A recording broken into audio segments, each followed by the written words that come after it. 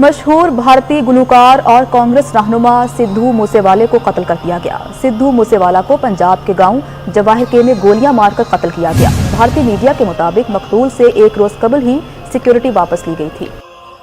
अस्सलाम वालेकुम। हर फर्द से सुनोगे तुम दास्तां हमारी, हम वो हैं जो हर महफिल में दोहराए जाएंगे। बड़े अफसोस के साथ मुझे अभी पता चला कि सिद्धू मूसेवाले को मार दिया गया है। 30 गोलियां लगी हैं। बड़े दुख की बात है। वो आर्टिस्ट था, बेहतरीन सिंगर था इंडस्ट्री का। इतने फ़ैन पाकिस्तान में, इंडिया में, पूरी दुनिया पे उसके फ़ैन थे।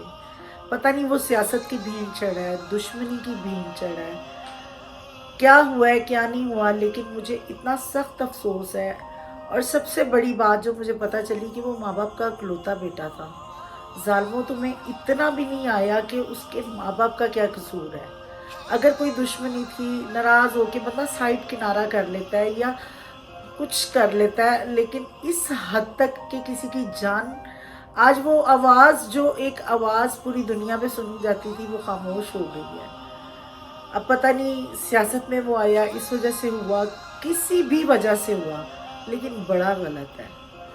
क्योंकि आर्टिस्ट अमन का सफ़ीर होता है और उसकी कोई बाउंड्री लाइन नहीं होती, ठीक है। और मेरा ख्याल है कि हमारे जो शोबिज़ या आर्टिस्ट है ना, उनको सियासत में आना भी नहीं चाहिए।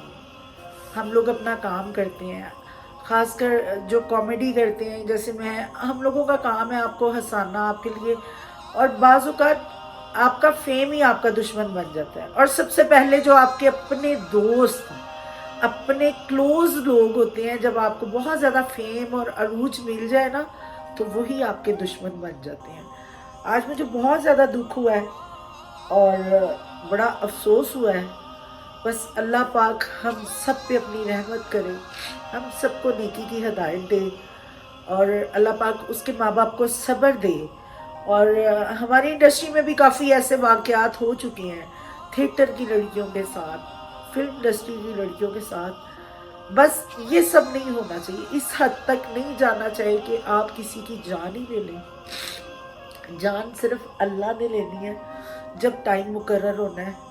आप मतलब अल्लाह के कानून को अपने हाथ में मत लीजिए खुदारा। और अल्लाह पाक सबकी जान अपने हिफ्ज़ो ईमान में रखे, आप सबको सलामत रखे, दुआओं में याद रखिएगा। Thank you so much. Allah हाफ़िज़।